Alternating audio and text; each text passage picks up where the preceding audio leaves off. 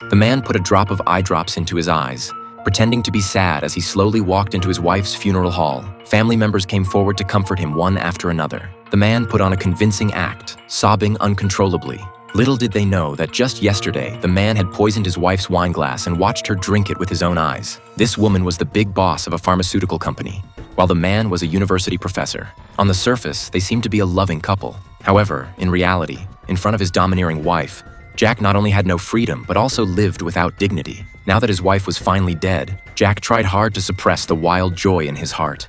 But just at that moment, he received a call from the police. 2 hours ago, someone had attacked the guard at the morgue, and his wife's body had also vanished without a trace. To investigate the case, the police asked him to come and give a statement. Jack was flustered upon hearing this. He pretended to smoke to barely calm himself down. Then he angrily accused the police of being incompetent, but the detective said there must be something wrong with the body for the suspect to not dare let the coroner examine it. Just as they were arguing, the coroner suggested another possibility. Perhaps the wife was not dead, but had accidentally taken some medication that caused full-body rigidity. When she woke up, she realized someone was trying to harm her, so she fled overnight. This shocked Jack. If this were true, he would undoubtedly be the prime suspect. Suddenly, the morgue lost power, and behind Jack, the cabinet door where his wife's body was originally stored slowly opened, revealing a safe. Jack mustered up the courage to open it and was stunned to find the poison he had used to kill his wife inside. This poison was colorless and odorless. After drinking it, a person would become paralyzed and die within 8 hours. Even more powerful was that it could not be detected by the coroner at all. An autopsy could only conclude that death was caused by myocardial infarction. Jack had thought it was foolproof, but he never expected it to appear in his wife's morgue cabinet. He quickly picked up the bottle and stuffed it into his pocket.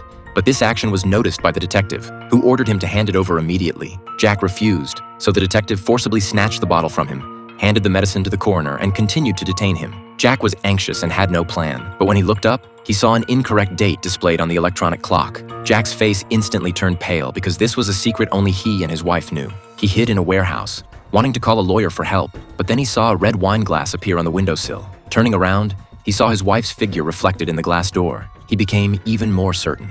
All signs indicated that his wife was not dead at all. Suddenly, the sound of a cell phone ringing came from the bag. The man reached in with trembling hands, took it out, and saw that it was actually a call from his wife. But as soon as he answered, it was immediately hung up. At this moment, a text message appeared on the phone saying, "I'm waiting for you where we buried our secret." Jack was terrified. 11 years ago, they had accidentally killed someone and buried the body together. This secret of the car accident was known only to him and his wife.